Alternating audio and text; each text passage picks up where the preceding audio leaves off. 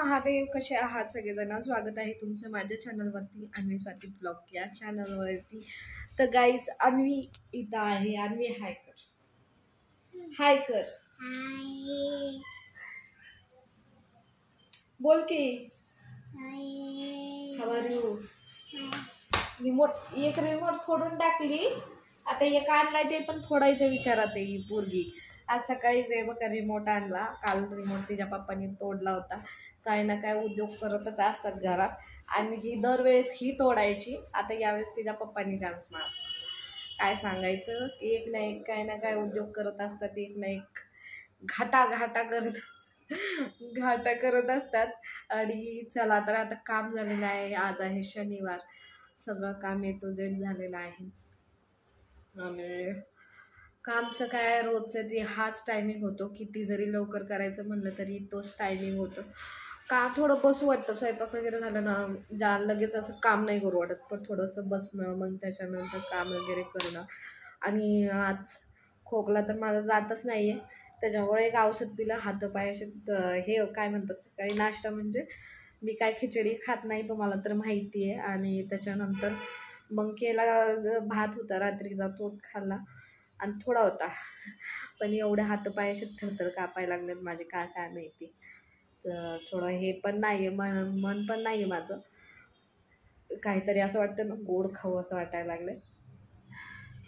गोड खायचं, मी गोड इतका अवॉइड करत होते ना, मी गोड अजिबात तोंडात सुद्धा घालत नव्हते. पण ही अन्वी मॅडम झाल्यापासून ना, मला गोड खायचं काय वेळ लागलं मला तेच कळत नाही. लय गोड खाऊ वाटतं, लय गोड.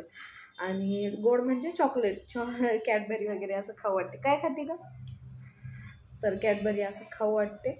आणि कसं आहे, पण जास्त खाणं पण गोड कमी नाही, आणि वेट पण खूप वाढायला लागलं. कमी करायचं ट्राय करते मी, पण कुठे पाय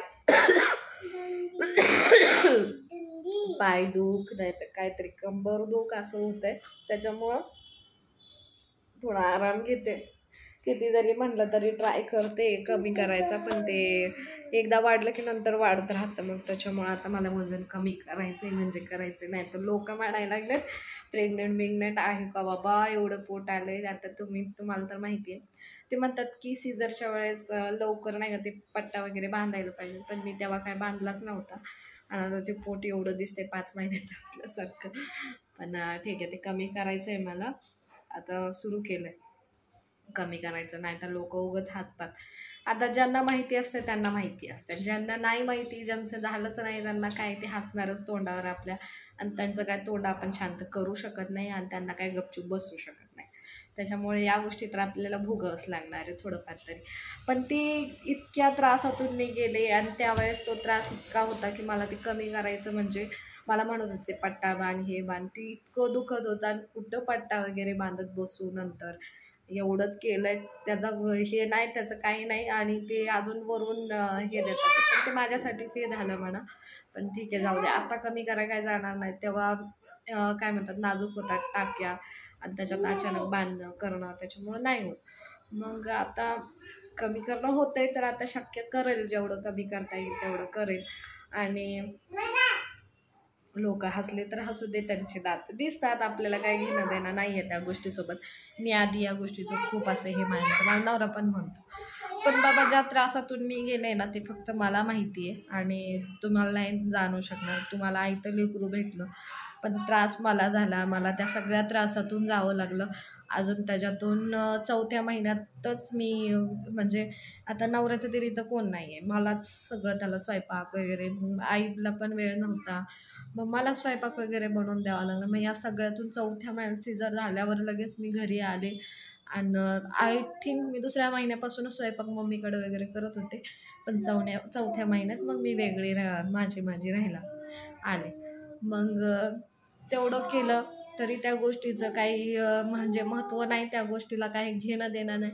अजून त्याच्या गावातले जेवलास का रे बाबा, खाल्लास का रे बाबा, केलास का रे बाबा. पण इथं मी कशी, ते तर माझ्याशी घेणं देणंच नव्हतं, त्यांचं काही नव्हतं. आफ्टर ऑल आम्ही लव्ह मॅरेज केलं होतं, मग त्याच्या घरचे तर ॲक्सेप्ट करतच नव्हते त्या गोष्टी. पण दिलं तरी म्हणजे त्या नवऱ्याला थोडं तरी होतं, जाऊ दे केलं कसं तरी. काय केलं म्हणजे हे की त्याला जाणीव होती त्या गोष्टीची आणि मलाही ठेवायला पाहिजे नव्हती आणि मी ठेवली. आणि 4थ्या महिन्यातच मग मी माझ्या तब्येतीकडं, माझ्या आधीचे व्हिडिओ तुम्ही बघितले, मी अशी होते, मला भात वगैरे भेटत नव्हता, काय भेटत नव्हता. त्याच्यामुळं मी अजून तब्येत माझी खालावली आणि श्रावण महिना वगैरे सुरू होता, काहीच नव्हतं वशाट वगैरे. पण त्याच्यानंतर पण, आणि मी वशाट वगैरे खात पण नाही, पण म्हणतात ना की थोडंफार असायला पाहिजे, पण माझ्याकडं काहीच नव्हतं. त्याच्यामुळं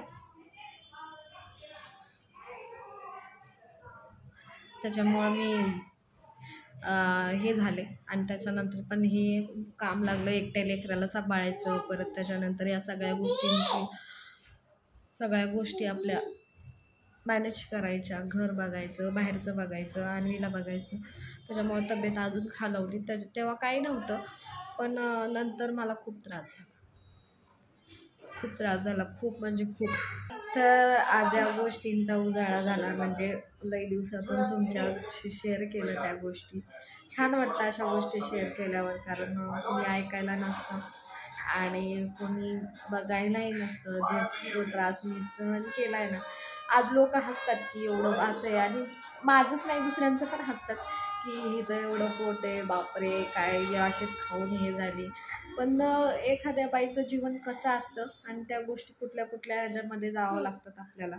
लोक हसतात, पण त्याच्या पाठीमागे किती त्रास सहन करावा लागतो आणि किती गोष्टी, काय म्हणतात त्याला, त्यांचं बोलणं सहन करावं लागतं. कडवं एकदम असं बोलणं त्यांचं असतं ना, आणि काय बोलायला गेलं की बाय हे लई उलटं बोलती, बापरे. मी तर आता त्या गोष्टी लई बोलल्या असत्या, पण आता बोलत नाही. कारण कसं असतं, प्रत्येकाचं मला एवढं कळतं की कुठं बोलायला पाहिजे, कुठे नाही बोलायला पाहिजे, कधी बोलायला पाहिजे, कधी नाही बोलायला पाहिजे, म्हणून मी शांत बसते. आणि चला, तर एवढंच बोलायचं होतं मला. आय होप तुम्ही माझं दुःख समजू शकाल, सगळ्यांच मुलींचं असतं. तर आजचा ब्लॉग इथंच मी संपवते. भेटूया पुढच्या ब्लॉगमध्ये, तोपर्यंत बाय बाय.